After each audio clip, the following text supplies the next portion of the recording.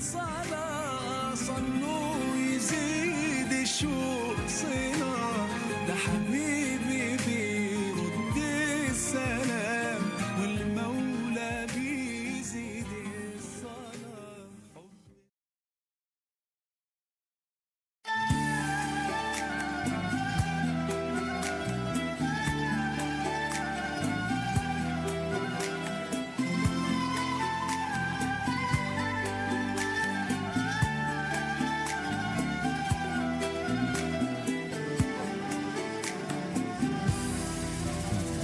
قلبي على بابك سجاد يدعوك يا الله، مالي أنا غيرك أحد أدعوك وأترجاه. قلبي على بابك سجاد يدعوك يا الله، مالي أنا غيرك أحد أدعوه وأترجاه. قلبي أنا كل ما ابتعد ذاق الألم والآه يطلبك يا رب المدد الله يا الله. قلبي أنا كل ما ابتعد ذاق الألم والآه يطلبك يا رب المدد الله يا الله. قلبي على بابك سجاد يدعوك يا الله، مالي غيرك أحد أدعوك وأترجاه. قلبي على بابك سجاد يدعوك يا الله، مالي غيرك أحد أدعوك وأترجاه.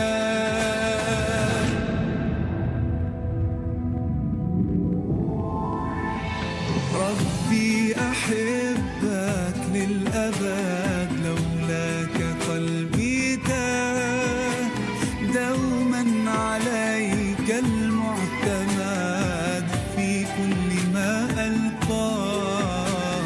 ربي أحبك للأبد لولاك قلبي تاه، دوما عليك المعتمد في كل ما ألقاه. دمعي على خدي ورد يا خالقي رحمك، أنت المعين أنت السند أنا من أنا لولاك. دمعي على خدي ورد يا خالقي رحمك، أنت المعين أنت السند أنا من أنا لولاك. قلبي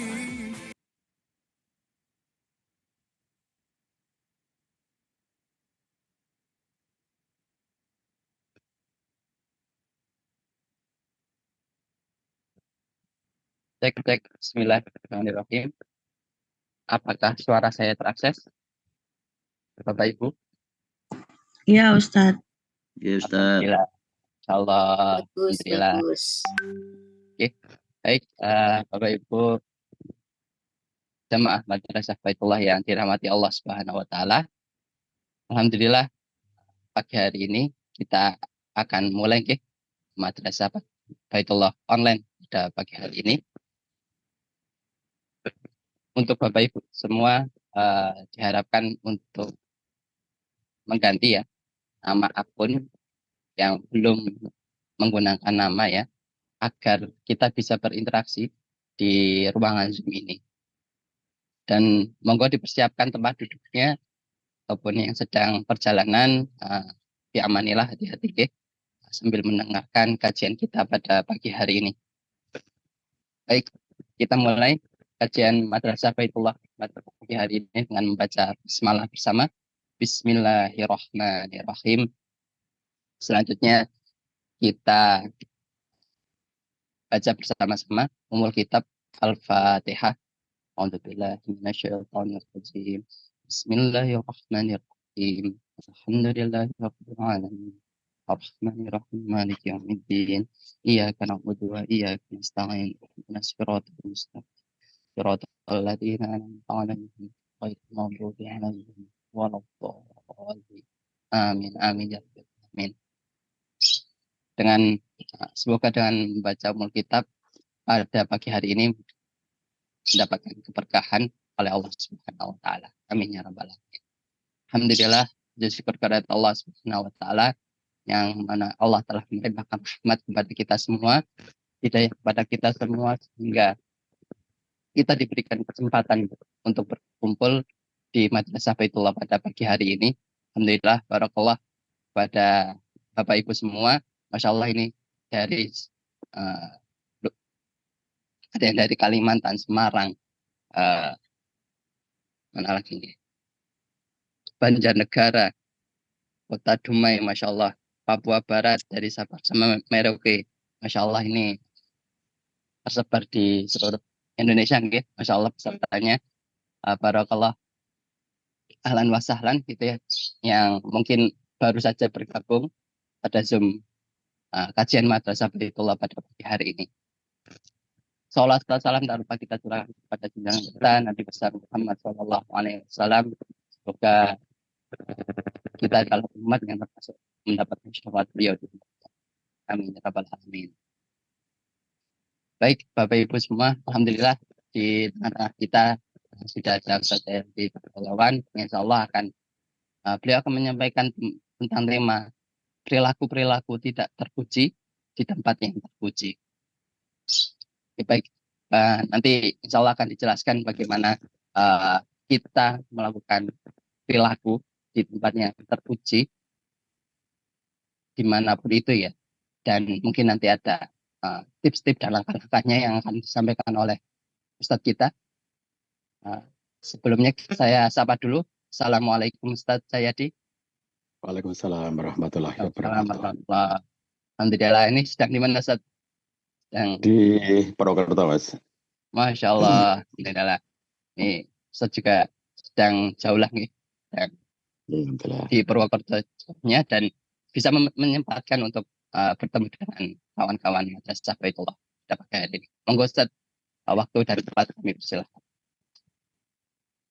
Bismillahirrahmanirrahim. Assalamualaikum warahmatullahi wabarakatuh. Waalaikumsalam warahmatullahi wabarakatuh. Alhamdulillahirabbil alamin wa bihi nasta'inu ala umuri dunya waddin. Asyhadu an la ilaha illallah wahdahu la syarikalah wa asyhadu anna Muhammadan abduhu wa rasuluh la nabiyya ba'dah.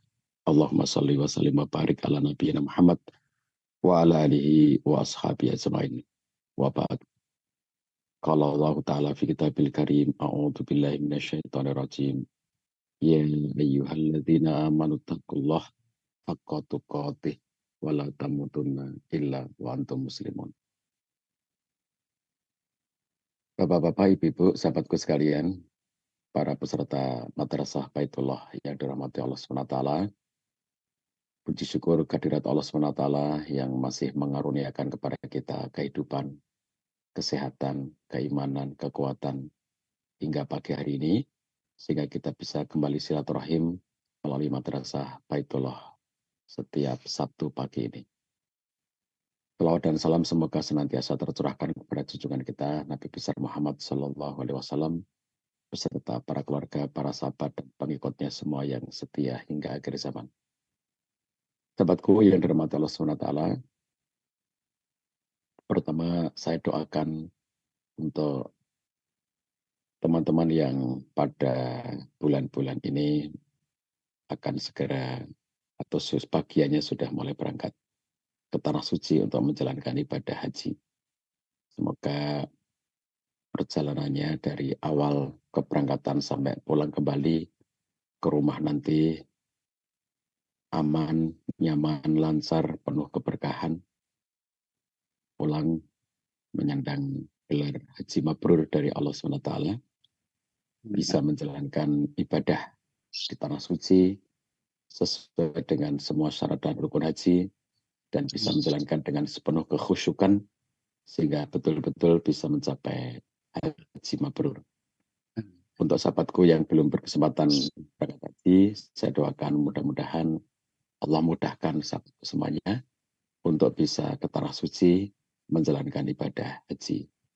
Dan bagi sahabatku sekalian yang belum menjalankan umrah, ya belum berkesempatan menjalankan umrah, mudah-mudahan Allah mudahkan untuk bisa berangkat umrah bersama dengan keluarga, marrotan ba'dal marrah, lagi dan lagi, ya. Para ulama kita menganjurkan doa agar kita itu bisa kembali ke tanah suci itu marrotan ba'da marrotin, lagi dan lagi. Jadi kita berharap kalau umrah itu tidak cuma sekali, tapi bisa berkali-kali. Sebagian di antara sahabat yang hadir di ruangan Zoom ini, saya yakin sudah ada yang pernah haji dan ada yang pernah umrah, bahkan mungkin termasuk yang kali-kali, ya beberapa kali sudah menjalankan umrah itu. Nah, bagi Anda yang sudah pernah menjalankan ibadah di tanah suci, baik itu haji maupun umrah, di tempat di tanah suci, baik itu Mekah maupun Madinah,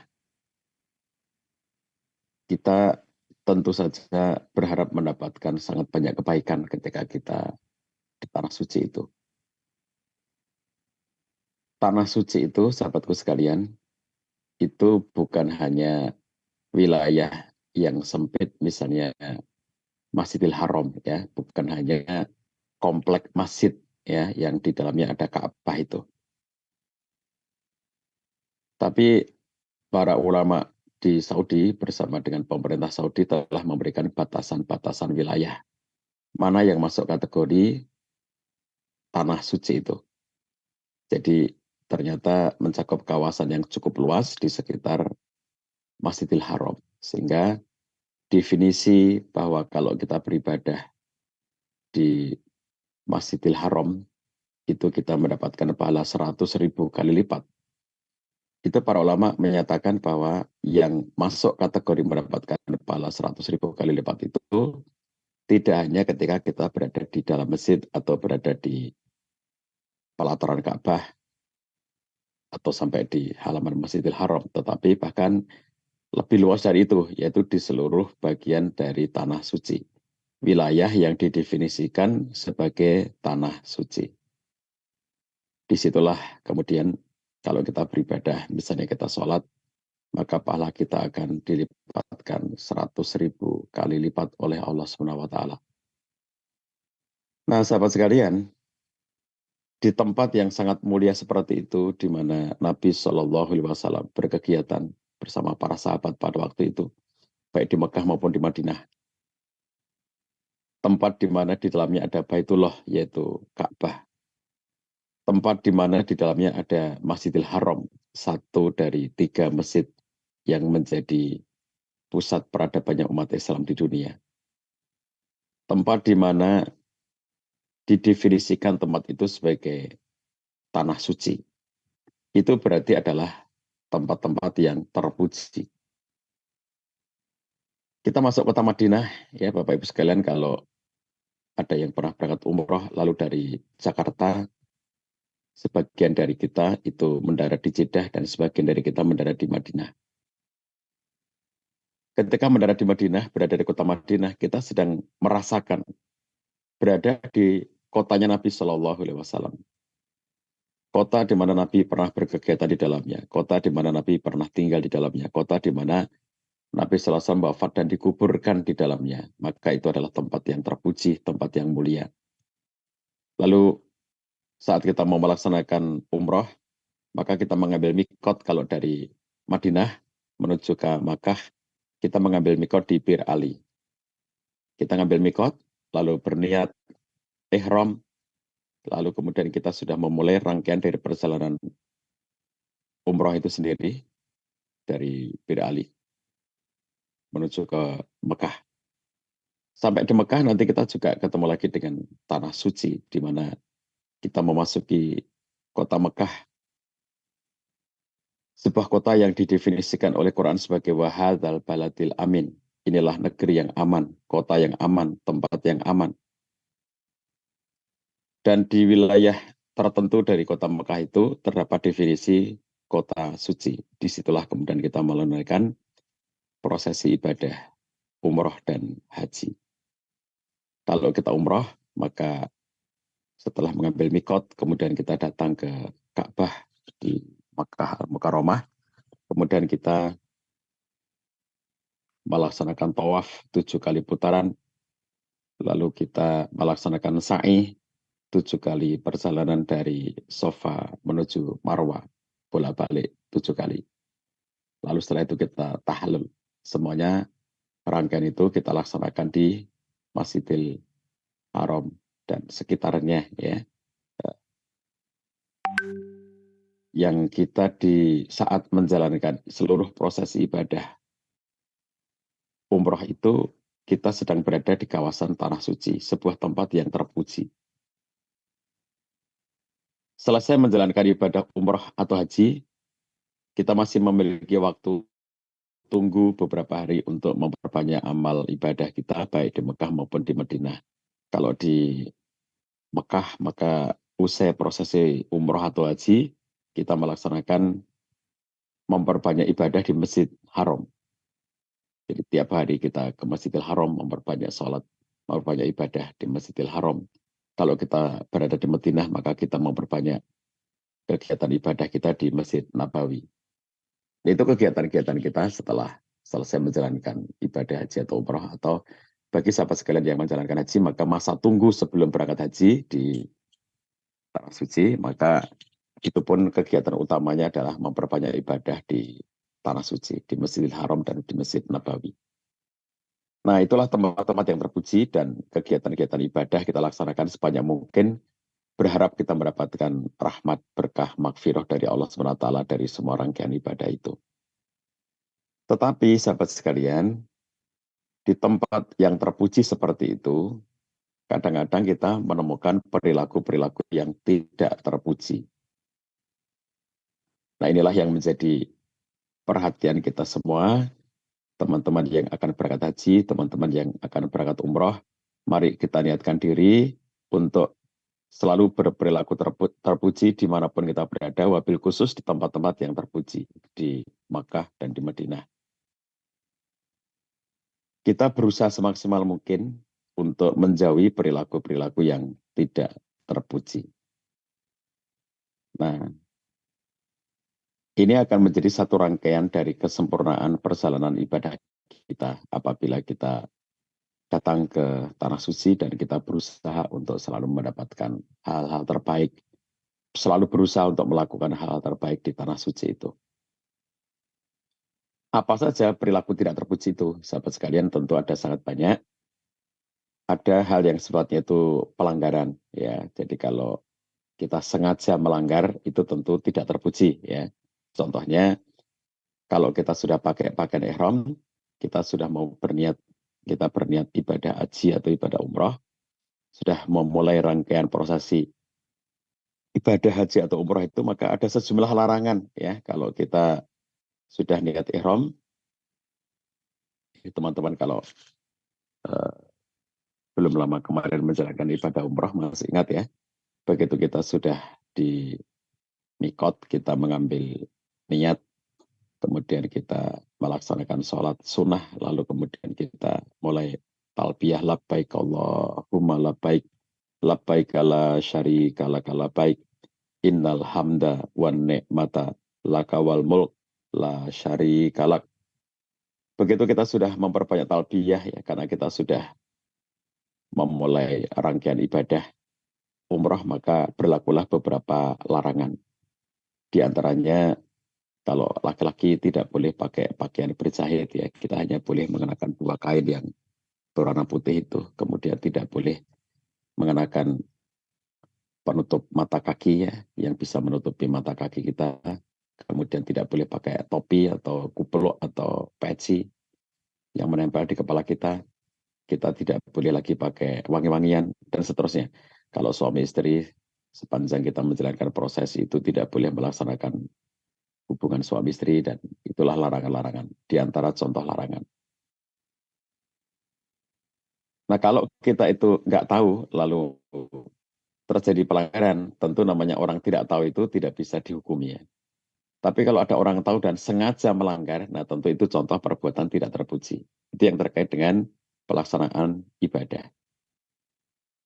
Tetapi ada perbuatan tidak terpuji yang tidak terkait dalam konteks prosesi pelaksanaan ibadah umroh atau haji itu. Tetapi dalam kehidupan sehari-hari selama kita berada di tanah suci itu. Saking banyaknya orang di sana, sahabat sekalian, saking banyaknya jamaah berkumpul dari seluruh penjuru dunia, dari semua benua. Maka akhirnya kita mendapatkan contoh bahwa dalam kehidupan sehari-hari itu terjadilah ya interaksi-interaksi manusiawi, interaksi kemanusiaan yang kadang-kadang kemudian menimbulkan ketidaknyamanan bagi yang lainnya. Ini yang saya sebut sebagai perilaku yang tidak terpuji. Misalnya contoh di masjid. Pada saat kita sedang berada di Masjidil Haram, kadang-kadang kita menemukan ya ada perilaku yang bisa menimbulkan gangguan pada orang lain. Contoh misalnya ketidaktertiban, ketidakbersihan, ya, ketidakrapian kita. Kita itu ketika datang ke Masjidil Haram, kita minum air zam-zam yang tersedia di banyak tempat itu. Nah, misalnya ada perilaku-perilaku mengambil air zam-zam itu ya, di mana kita berdesak-desakan dengan orang lain yang sama-sama ingin mengambil air zam-zam itu, dan kadang-kadang menimbulkan ketersinggungan karena merasa didorong atau karena merasa didesak yang menimbulkan ketidaknyamanan.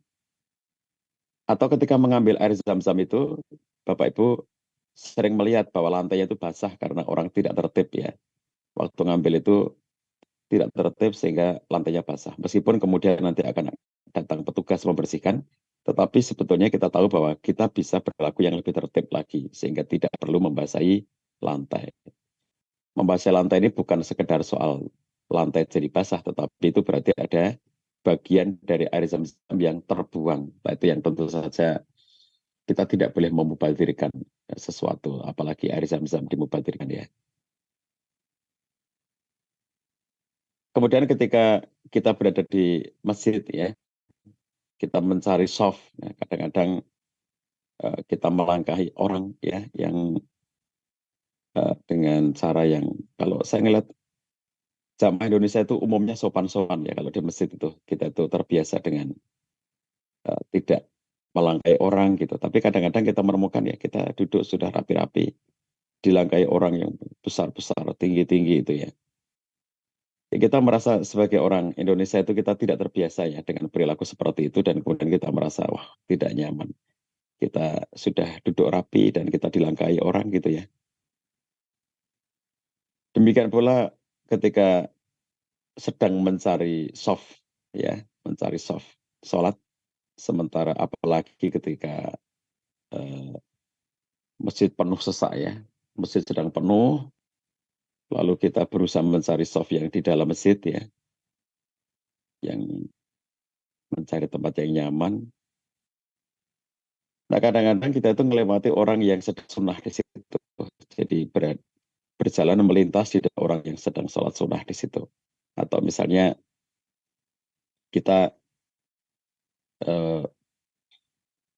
memaksakan diri karena sudah iqomah, lalu kemudian kita nggak dapat tempat, lalu memaksakan diri untuk mendesak ya, masuk ke satu soft yang sebetulnya sudah sangat penuh gitu, sehingga menimbulkan ketidaknyamanan dari jamaah yang sudah berada di situ dari tadi gitu. Itu contoh perilaku di masjid, termasuk ketika kita perjalanan ya, baik berangkat ke masjid atau pulang dari masjid itu, lalu kemudian kita naik eskalator misalnya ya, bagaimana etika di eskalator, kadang-kadang sampai berdesak-desakan yang kemudian menimbulkan ketidaknyamanan pada yang lainnya. Lalu mohon maaf misalnya ada yang meludah sembarangan padahal itu di masjid, ada yang membuat sembarangan, mohon maaf kita kadang-kadang menemukan ada perilaku yang mestinya tidak seperti itu di tempat yang sangat terpuji itu. Nah ini di masjid ya, di mana kemudian mestinya kita menjaga kebersihan, menjaga ketertiban, menjaga kenyamanan gitu. Termasuk perilaku di toilet di masjid itu. Antrian di toilet yang panjang, kadang-kadang saking banyaknya jamaah, meskipun toiletnya juga banyak, tetapi tetap saja muncul antrian. Kadang-kadang nggak sabar di antrian itu ya, karena namanya juga orang mau buang hajat, mau buang air kecil atau buang air besar, lalu sudah tidak mampu menahan, lalu muncullah perilaku-perilaku yang menjadi akibat ya dari dia sudah tidak bisa menahan itu.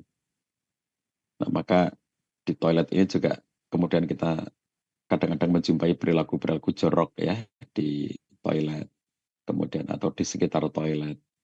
Nah, itu yang di sekitar masjid. Demikian pula ketika kita masuk hotel ya Bapak Ibu sekalian. Biasanya kita itu sama Indonesia kalau umur itu sudah punya langganan tempat maupun betina, itu akan ketemu dengan banyak banget masyarakat Indonesia ya, di hotel yang sama dari berbagai biro travel haji atau umroh. Lalu kemudian kita menginap di hotel yang sama. Di situ ada sangat banyak orang Indonesia yang sama-sama menginap di tempat itu. Nah, perilaku di hotel itu nanti itu ada sangat banyak ya yang kita lihat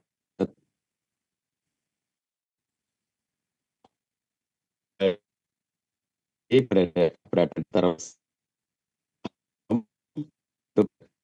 hotel berada di kawasan yang suci. Di itu hotel kita sekitar Masjid Nabawi itu masih kategori tanah suci.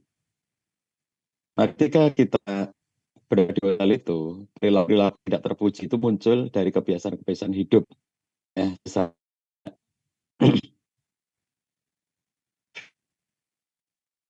bagaimana kita antre di depan lift itu ya. Liftnya terbatas, jamaahnya banyak, tamunya banyak.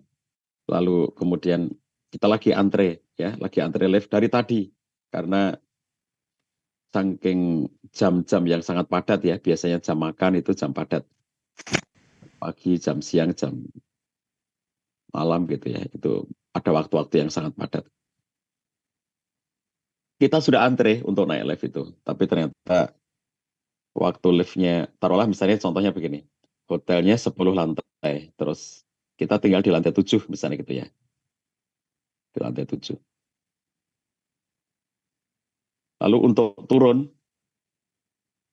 itu ternyata liftnya itu sudah penuh ya karena tamu-tamu yang dari lantai 10, 9, 8 juga mau pada turun. Sehingga ketika sampai di lantai 7, itu lift penuh. Akhirnya kita nunggu lagi kan, dan itu lama lagi gitu. Sudah lama kita nunggu, tiba-tiba ada orang datang dan langsung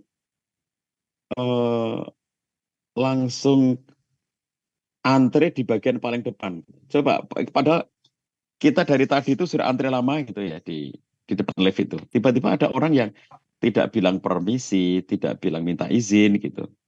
Seakan-akan dia tidak melihat orang lain, seakan-akan hanya dirinya sendiri. Lalu tiba-tiba dia mendului kita gitu ya. Itu contoh nih. Itu kan berarti mengambil hak kita dari tadi sudah berdiri di situ, sudah lama. Ada lift yang lewat kita dan ternyata sudah nggak bisa dimasuki lagi karena sudah penuh. Sehingga kita harus antre lagi.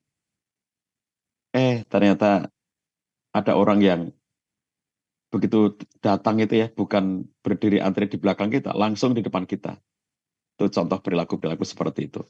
Tidak bisa antre dengan tertib. Ya. Lalu di tempat makan. Di tempat makan juga kita kemudian menemukan perilaku-perilaku yang tidak terpuji itu. Contohnya menyerobot antrian makan. Ya. Di restoran hotel, Bapak Ibu yang pernah ke Mekah, pernah ke Madinah, mobil khusus yang belum lama, yang baru saja kemarin berangkat menjalankan ibadah umroh itu ya, masih ingat, masih segar ingatannya. kita sarapan pagi misalnya, pagi-pagi seperti ini, habis dari masjid, biasanya kita ke masjid, menunggu sampai waktu syuruk ya, setelah syuruk kita sholat syuruk, lalu kemudian kita pulang ke hotel. Sampai di hotel, kita langsung ke tempat makan. Di beberapa hotel dikasih identitas lantai M gitu, dan orang Indonesia memahami lantai M itu artinya lantai makan gitu ya. Nah, kita bareng-bareng ke lantai M itu untuk makan sarapan pagi. Padat banget ya, tempat makan itu padat ya.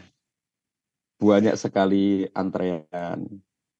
Lagi kita antre yang panjang dari tadi gitu, mengular itu ya. Di beberapa hotel itu antrean itu sampai level mengular gitu, udah panjang banget itu untuk ambil makan.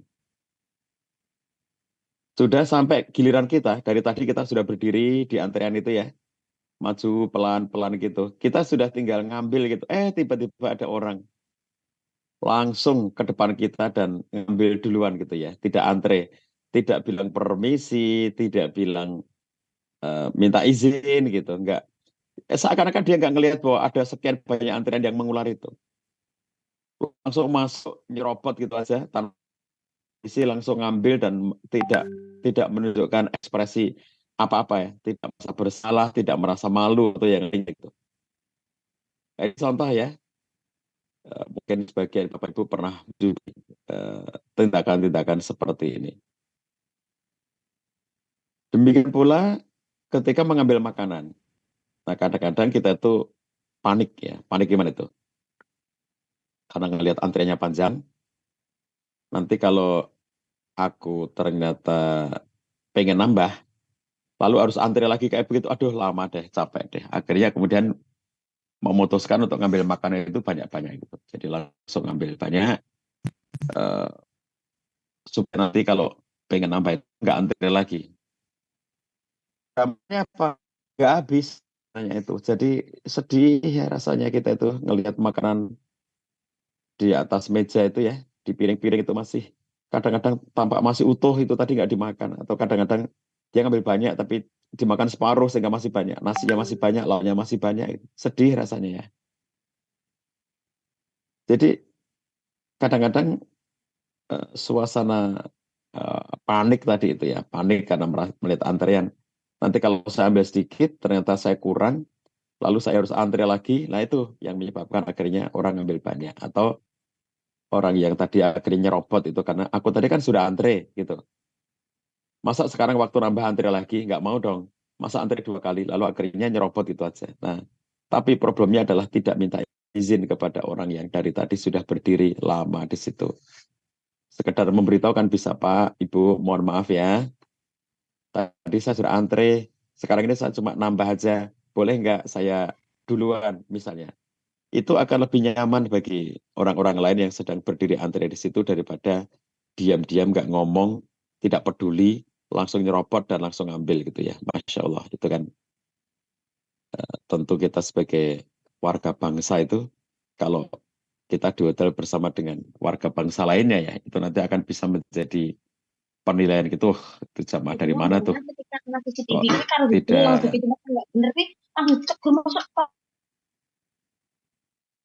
Nah, jadi itu contoh ya teman-teman sekalian, perilaku di hotel, perilaku makan. Nanti kalau di kamar ya, satu kamar itu ada yang 4 orang, ada yang 3 orang, ada yang 2 orang, ada yang 1 orang, tergantung dari di upgrade apa tidak gitu ya. Kadang-kadang di agent travel tertentu itu standar harga yang dicantumkan itu adalah satu kamar 4 orang. Jadi kalau kita pengen satu kamar 2 orang saja misalnya gitu, maka kemudian kita nanti akan mengupgrade gitu. Nah, taruhlah saya ambil contoh satu kamar 4 orang ya. Ketika satu kamar 4 orang itu kan belum tentu keluarga kita. Kalau kita berangkat bersama keluarga, seperti kalau satu keluarga besar gitu ya, misalnya 4 bersaudara, misalnya gitu, maka mereka bisa satu keluarga di kamar itu, berempat gitu. Nah, kalau satu keluarga, masing-masing sudah ngerti kebiasaan hidupnya, dan sudah saling bisa maklumi gitu ya, karena itu saudara sendiri. Nah, kalau itu tuh bukan saudara kita yang 4 orang itu kan nanti kita harus saling menjaga diri tuh, ya. Kadang-kadang belum kenal sebelumnya, terus karena kita ikut satu agent travel yang skalanya nasional sehingga jamahnya itu dari Sabang sampai Merauke gitu. Nanti kita ketemu pertama kali itu di Bandara Jakarta saat kita mau berangkat ke Jeddah atau Madinah, berkumpullah jamaah dari Sabang sampai Merauke yang ikut berangkat ibadah haji atau umroh melalui agent travel itu. Lalu kemudian kita baru kenalan-kenalan ya, baru ketemu di situ, baru ngobrol di situ. Lalu kemudian kita masuk kamar dalam situasi belum kenal satu dengan yang lainnya itu 4 orang itu belum kenal gitu. Nah di sini 4 orang bareng-bareng dalam satu kamar itu ya masing-masing itu membawa kebiasaan hidupnya sendiri-sendiri. Masing-masing membawa kebiasaan hidupnya sendiri-sendiri. Yang biasa rapi pasti akan rapi di mana-mana. Yang biasa tertib pasti akan tertib di mana-mana gitu. Nah yang menjadi masalah itu bagi yang punya kebiasaan tidak rapi, tidak tertib ya. Itu mungkin ketika pertama-tama karena bersama dengan orang baru, dia berusaha tertib, berusaha rapi. Tapi begitu sudah hari kedua, hari ketiga, mulailah muncul kebiasaan-kebiasaan masing-masing itu ya. Sehingga akhirnya ada perbuatan, ada perilaku di kamar yang tidak mengenakan bagi yang lainnya. Mohon maaf ya, mohon maaf, misalnya perilaku di toilet di kamar hotel. Ada yang, maaf ya, ada yang tidak menyentor misalnya gitu setelah menggunakan. Kemudian ada yang kebiasaannya itu membasahi lantai, jadi akhirnya kalau mandi atau menggunakan toilet itu semuanya basah gitu ya. Sehingga yang dapat urutan kamar mandi berikutnya itu merasa nggak nyaman, ini basah banget tempatnya gitu. Contoh-contoh seperti itu. Terus ada perilaku-perilaku yang lama banget di kamar mandi gitu ya. Nah, padahal kita harus toleransi dengan 3 orang teman kita yang lainnya yang sedang antre menunggu gitu. Nah, coba ya, kalau hal-hal seperti ini itu levelnya kadang-kadang sampai bisa menimbulkan gangguan ketidaknyamanan bagi orang lainnya. Nah, termasuk pula meletakkan pakaian kotor di mana gitu ya. Mohon maaf, menjemur apa, mengeringkan pakaian di mana gitu. Kadang-kadang karena bawa pakaiannya nggak banyak, lalu akhirnya kemudian berusaha untuk mengeringkan pakaian. Maaf ya, misalnya pakaian dalam dicuci terus dikeringin gitu. Nah, gimana peristiwa mengeringkan itu? Kadang-kadang orang punya perilaku jorok ketika berusaha mengeringkan pakaian-pakaian dalam itu. Jadi saya pernah dapat komplain ya dari seorang jamaah yang dia itu menemukan, maaf, ada celana dalam yang ditaruh di atas dispenser yang model air panas itu ya, dispenser yang khusus air panas itu, yang bahannya dari stainless steel itu. Sehingga apabila itu dihidupkan dispensernya, itu berarti kan panas ya, panas. Wadahnya itu ikut panas gitu. Lalu maaf, itu di atasnya itu ada celana dalam yang baru dicuci. Maksudnya mengeringkan gitu. Tapi orang merasa itu tidak nyaman ya. Mohon maaf, kita mau ngambil air untuk bikin teh, bikin kopi, air panas itu di dispenser khusus air panas itu. Ternyata di atasnya ada celana dalam gitu ya, yang dikeringin di situ gitu. Itu contoh ya perilaku-perilaku yang ya Allah, Masya Allah itu membuat orang lain tidak nyaman di situ. Itu bagian-bagian dari perilaku-perilaku yang tidak terpuji ya, yang menimbulkan gangguan kenyamanan bagi jamaah yang lainnya.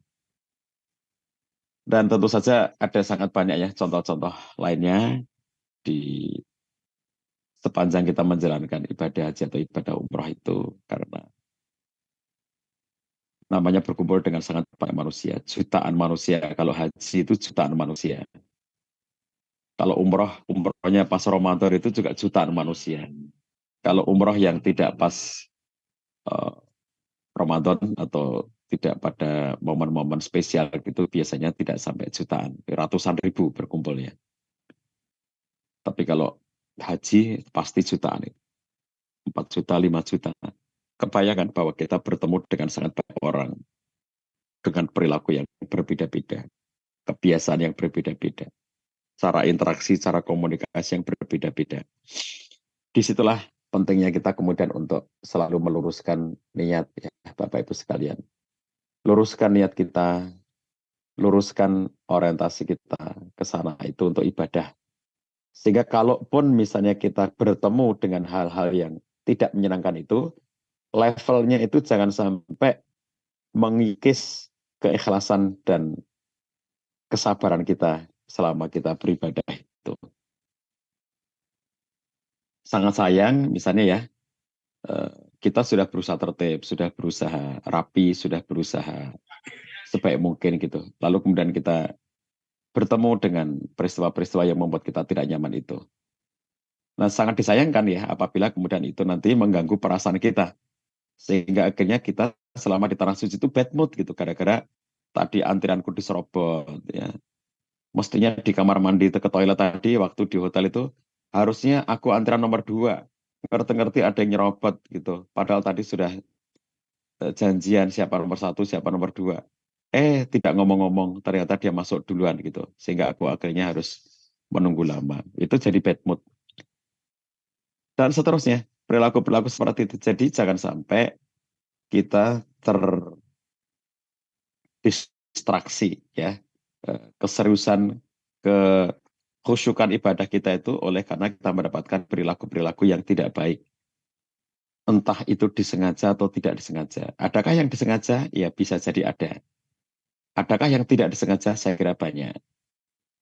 Tapi itu jangan sampai membuat kita itu menjadi hilang konsentrasi ya. Jadi nggak nyaman, jadi tidak khusyuk dalam ibadah oleh karena perbuatan orang lain yang diberikan kepada kita. Yaitu perbuatan-perbuatan yang tidak terpuji, yang namanya saking banyaknya orang itu, kita tidak bisa menjamin bahwa yang akan kita temui nanti hanyalah perilaku-perilaku yang terpuji saja diberikan kepada kita. Itu bagian dari ujian keikhlasan kita selama kita menjalankan ibadah haji atau ibadah umroh. Ya.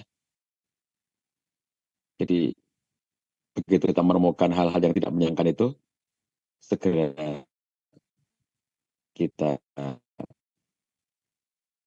tenangkan diri ya, Allah dan menguatkan kesabaran, sabar gitu ya. Jangan sampai kita menjadi, mohon maaf misalnya ngamuk-ngamuk atau misuh-misuh atau bertengkar gitu ya. Padahal kalau haji itu la jidala wala fusuko wala rafasa fil hajj. Jangan berantem ya, berdebat gitu. Jangan melakukan tindakan-tindakan fasik, tindakan-tindakan yang jahat. Atau rofas ya, omongan-omongan jorok gitu. Itu nggak boleh selama ibadah di tanah suci itu. Nah, hindarkan diri dari hal-hal seperti itu. Kalaupun kemudian ada kita temukan orang melakukan itu dan kita melihatnya ya membuat kita nggak nyaman gitu, jangan sampai kita menjadi kehilangan keikhlasan dan kehilangan kesabaran. Karena bagaimanapun ya kita berinteraksi dengan banyak orang itu sudah pasti kita akan ketemu dengan hal-hal yang tidak sesuai dengan harapan kita. Nah, itu kita sebagai orang yang mendapatkan perlakuan tidak baik ya. Kita apabila berada pada posisi sebagai orang yang mendapatkan perlakuan tidak baik itu. Tapi dalam sisi yang lainnya, yang harus kita upayakan dalam diri kita itu adalah gimana caranya agar kita itu tidak ikut menjadi orang yang melakukan perilaku tidak terpuji itu. Nah, jadi kalau kita yang menjadi dalam tanda petik korban gitu ya, bahwa antrian kita yang diserobot, kemudian kita yang didesak-desak gitu, kita yang didorong-dorong karena mau mencium Hajar Aswad, berdesak-desakan lalu kita terlempar, kita terdorong misalnya gitu. Maka kalau kita yang menjadi korban dalam tanda petik ya, tetaplah kita menjaga kesabaran ya.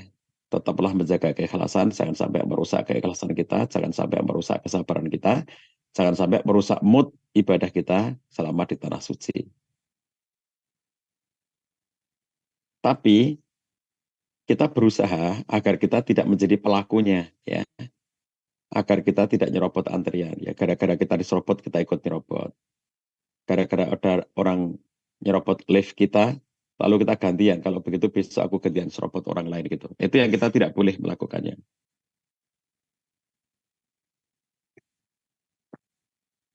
Berjalan ke masjid, tiba-tiba ada orang buang ingus sembarangan, tiba-tiba ada orang meludah sembarangan, mengotori pelataran masjid, ya. Itu jangan sampai kita ikut melakukan. Jadi kalau kita yang melihatnya, ya, kita ngelihat ada orang berperilaku seperti itu, ya Allah, ya kita istighfar, sabar, ya. Jangan sampai merusak mood kita, jangan merusak keikhlasan kita. Tapi kita berusaha untuk tidak melakukan tindakan yang seperti itu. Nah inilah yang harus kita upayakan sahabat sekalian ya. Dan caranya bagi kita itu sebetulnya cara yang mudah dan alamiah. Kenapa mudah dan alamiah? Karena sepanjang kita sudah membiasakan kebiasaan-kebiasaan baik selama kita di rumah, selama kita di tanah air. Insya Allah kita pun akan selalu terjaga kebaikannya dimanapun kita berada, termasuk di tanah suci. Ya. Coba kalau kita membiasakan ya, dalam kehidupan sehari-hari. Orang Jogja nih, antri beli gudeg, coba antri ya. Kita tidak menyerobot antrian orang. Antri beli sarapan, ayo kita antri. Antri naik trans, naik kendaraan umum, ayo kita antri. Ya. Antri di tempat-tempat umum, ayo kita belajar tertib gitu. Membuang sampah pada tempatnya, ya, membuang ingus pada tempatnya, ya. Sesuatu yang kita biasakan ya, perbuatan-perbuatan yang semestinya kita lakukan itu. Bagaimana membuang sampah, bagaimana membuang kotoran, bagaimana antre, bagaimana menjaga kebersihan, bagaimana menjaga kerapian, ya. Jadi kalau kita sudah biasakan sejak di rumah masing-masing, maka itu nanti juga akan berdampak bahwa dimanapun kita berada, termasuk ketika di tanah suci, itu kita bisa menjadi orang yang menjaga kerapian, menjaga kebersihan, menjaga kenyamanan bagi orang lainnya. Tetapi apabila ada kondisi tertentu di mana kita merasa memiliki kebutuhan yang mendesak, maka mintalah izin. Contoh misalnya gini, kelaparan gitu. Kalau antri kelamaan, ini contoh aja ya, ini cuma contoh. Mintalah izin ya, bolehkah saya mendahului karena saya sangat lapar gitu, misalnya ya. Atau alasan-alasan yang lainnya, tapi ada omongannya gitu. Seperti tadi, ada yang sudah antri panjang, dia makan ternyata kurang ya, dia nasinya masih, lauknya masih, tapi dia pengen sambal. Masa cuma ngambil sambal harus antre? Tapi ngomong dong, Bapak Ibu maaf ya, saya sudah antre dari tadi, ini cuma mau ngambil sambal, boleh nggak saya ngambil sambal duluan, misalnya. Itu kan menyebabkan orang lain itu menjadi tidak berprasangka buruk gitu ya. Ini kok orang tidak sopan banget, ngerti antrian panjang kayak begini, dia nggak mau antre, padahal dia merasa dari tadi sudah antre. Cuma orang-orang itu nggak tahu kan kapan dia antre itu, dia tahunya pada saat menyerobot gitu. Nah, mintalah kerelaan ya. Misalnya di lift. Kalau antrian kita diserobot tadi ya sabar saja ya. Jangan merusak mood kita, jangan merusak kesabaran kita, tetap menjaga keikhlasan kalau antrian kita yang direbut. Lalu kita berusaha untuk tidak merebut antrian siapapun. Kalau di ngelihat antrian panjang lift itu ya, kita lihat dulu siapa yang sudah di situ sebelumnya. Lalu kemudian kita membuat antrian. Jadi kita berada di belakangnya orang-orang yang sudah antre duluan itu. Jangan di depannya, ya, jangan menduluinya. Tapi kalau kemudian ada kebutuhan yang mendesak, maka mintalah izin. Misalnya, mohon maaf ya, ini karena rombongan saya sudah mau berangkat, ini ditunggu di bis di bawah sana, karena bisnya sudah mau berangkat, saya minta izin saya duluan. Khawatir ketinggalan bis misalnya, itu cuma contoh. Sehingga dengan permakluman seperti itu saya kira banyak orang yang akan mempersilahkan itu ya. Karena tahu alasannya, ada reason ya, ada alasan mengapa dia melakukan tindakan itu. Nah, jadi begitu teman-teman sekalian ya. Ini satu hal yang harus kita biasakan ya dalam kehidupan kita sehari-hari. Jangan sampai kita melakukan perbuatan-perbuatan yang tidak terpuji. Salah satu indikator perbuatan tidak terpuji itu adalah apabila menimbulkan ketidaknyamanan bagi orang lain ya, yang kita sengaja. Kalau tidak kita sengaja, namanya juga orang tidak sengaja ya. Tidak sengaja mendorong, tapi kenapa nggak sengaja? Karena kita terdorong dari belakang. Misalnya pada saat kita ini kalau pas jam-jam padat ya di Masjid Haram, mau keluar melalui beberapa gang, melalui beberapa pintu itu pas lagi padat-padatnya. Nah tiba-tiba entah ada peristiwa apa di belakang sana kita tidak tahu, tapi kita itu terdorong ya, kita terdorong dari belakang sampai akhirnya kita pun ikut mendorong depan kita, padahal kita nggak sengaja mendorongnya. Nah, itu contoh kita tidak sengaja. Karena bukan kita yang mendorong ya, kita hanya korban dorongan dari belakang yang sangat kuat, tempat berdesak-desakan, kita nggak bisa menghindar, begitu tubuh kita terdorong, kita pun ikut mendorong jamaah yang ada di depan kita. Nah, itu yang hal-hal yang tidak sengaja seperti itu ya, tentu beda konteks dan beda masalah gitu. Yang kita hindari adalah perilaku-perilaku yang sebetulnya bisa disegah ya, kayak kita bisa memilih ya, dalam situasi-situasi kita bisa memilih. Yang akhirnya kemudian kita bisa mendapatkan kondisi yang lebih baik ya, baik bagi diri kita maupun bagi orang lainnya. Begitu ya Bapak Ibu sekalian. Sekali lagi, satu, apabila kita yang menerima perlakuan itu, tetaplah bersabar, memaafkan, dan menjaga keikhlasan. Jangan sampai itu merusak keikhlasan kita, merusak kesabaran kita, merusak mood kita, nomor satu. Nomor dua, kita sendiri jangan sampai ikut menjadi pelaku dari tindakan-tindakan yang tidak terpuji itu, semaksimal mungkin. Nomor tiga, apabila memang ada kondisi khusus di mana kita merasa perlu untuk melakukan hal yang misalnya minta duluan untuk antre di lift misalnya gitu ya, karena ada kebutuhan tertentu, maka mintalah izin ya. Mintalah izin, memberitahukan, sehingga akhirnya kemudian kita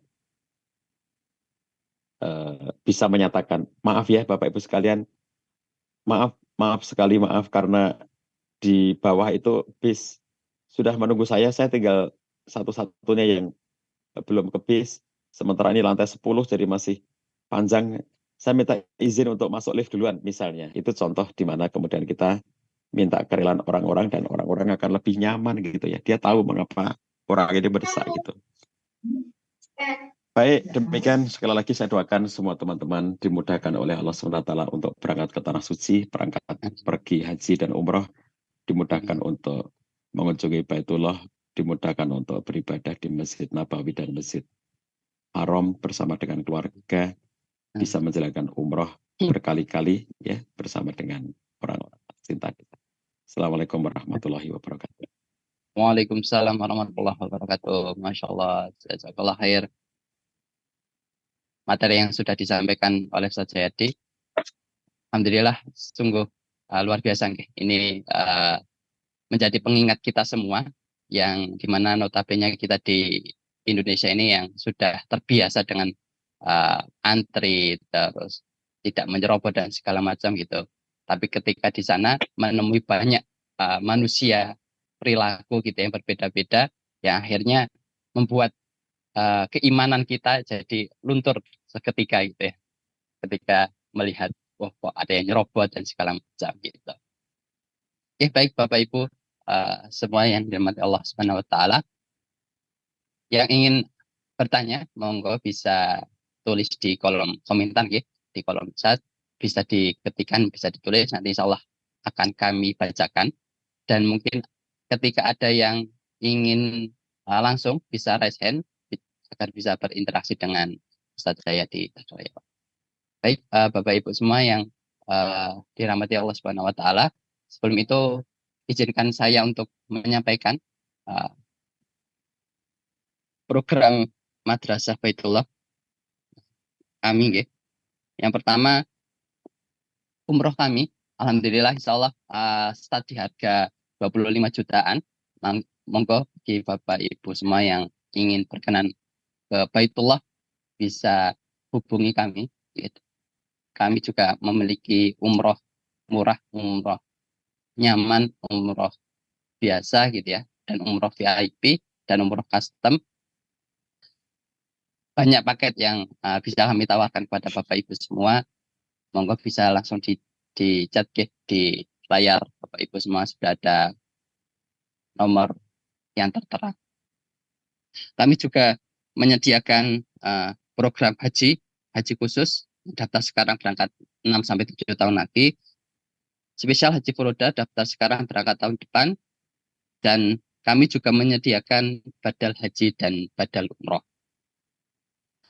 Kami juga menyediakan dana talangan dengan talangan porsi haji dan umroh. Dan ada program umroh bayar dulu, berangkat dulu dan bayar kemudian. Wonderful Umroh juga membuka kemitraan berkhidmat bersama Wonderful Umroh dengan keuntungan bagi hasil profit, pembinaan, marketing tools gratis, serta bisa berangkat umroh gratis. Mari wujudkan niat kita ke Baitullah dengan sungguh-sungguh. Ya. Kita juga mempunyai program yang hanya dengan setor 100.000 sebagai bentuk kesungguhan Bapak Ibu semua. Yang akan mendapatkan shawl Wonderful Umroh yang itu bisa dipajang ya, di kamar Bapak Ibu atau di ruangan Bapak Ibu sebagai pengingat penyemangat kita ke Baitullah. Mari bergabung bersama keluarga Wonderful Umroh, semua bisa ke Tanah Suci. Baik, itu Bapak Ibu semua yang dirahmati Allah Subhanahu wa taala, informasi yang dari kami sampaikan. Apakah ada yang bertanya? Belum, ya? Oke, kalau belum, monggo Ustaz berkenan. Ya, Bapak Ibu sekalian, beberapa informasi tentang program-program Wonderful Umroh tadi ya, teman-teman sekalian bisa mulai merancang niat ya, Bapak Ibu sekalian, bukalah diri untuk menyambut panggilan Allah SWT, karena sebagaimana yang sudah sering disampaikan oleh para ustadz bahwa umroh itu bukanlah ibadahnya orang kaya ya. Umroh itu adalah bab Allah akan memampukan orang yang terpanggil, bukan memanggil orang yang mampu.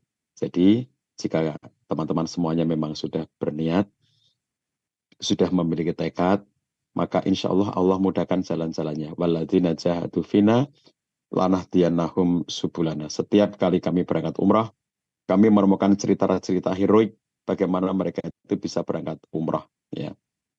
Kadang-kadang dengan jalan-jalan yang tidak pernah terbayangkan sebelumnya.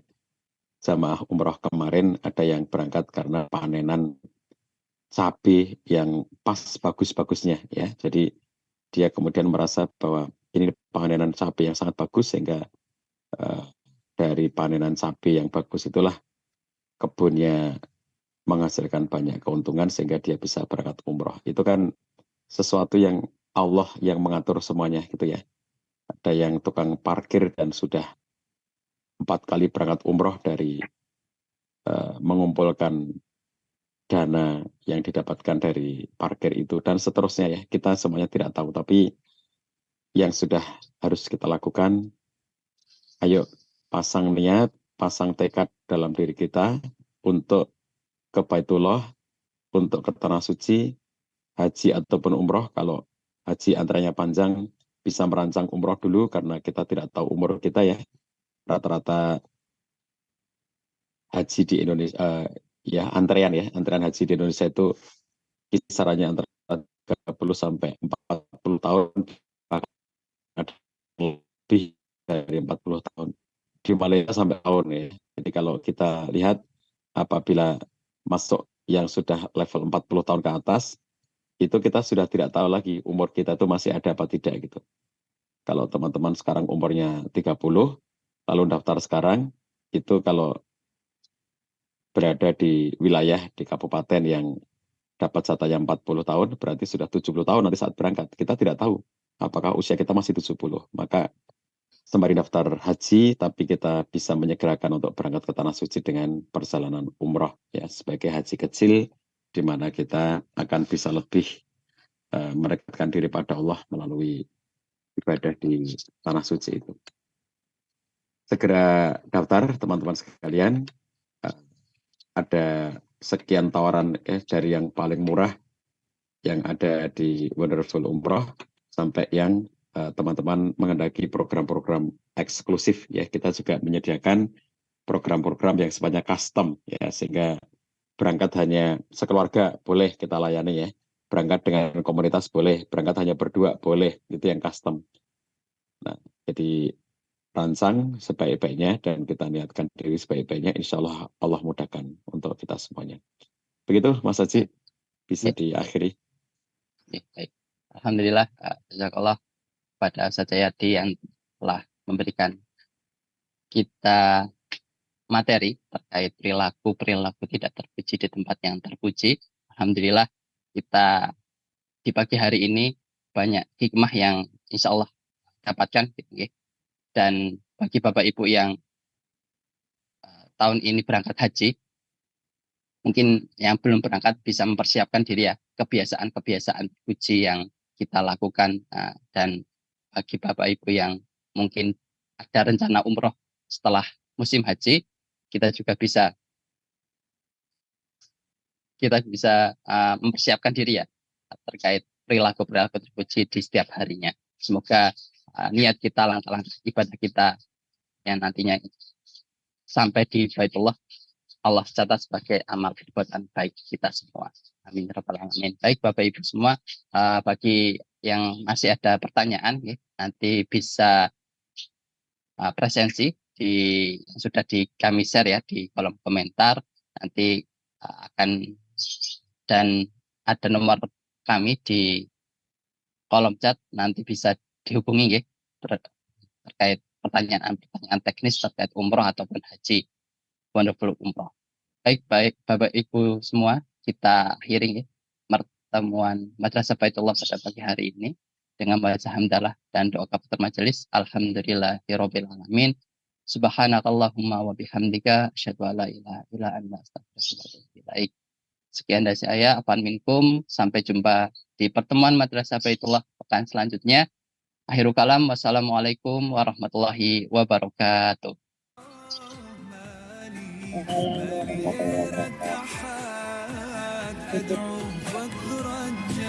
Allah.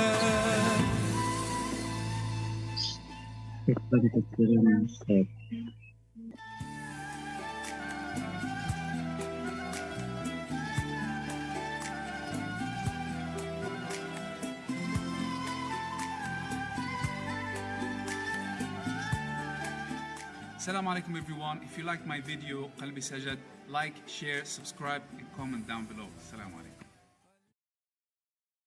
اصحى يا نايم وحد الدايم لا إله إلا الله رمضان كريم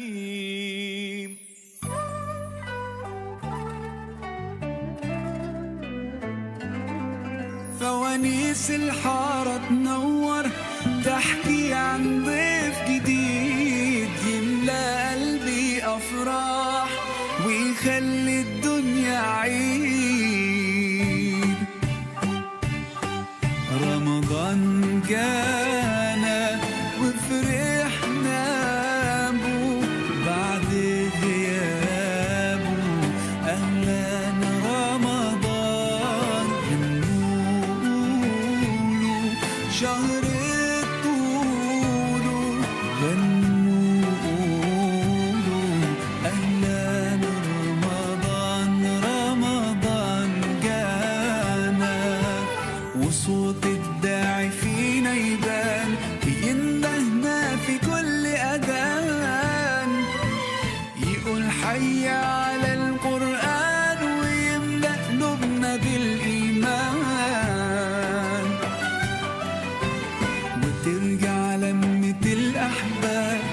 نسمع دقة الأبواب وسفرة حب تجمعنا تلم الشمل بعد غياب. رمضان جانا وفرحنا بو بعد غيابه. أهلا رمضان غنوله شهر طوله غنوله. أهلا رمضان رمضان جانا. أهلا رمضان قولوا معانا. أهلا رمضان رمضان جانا.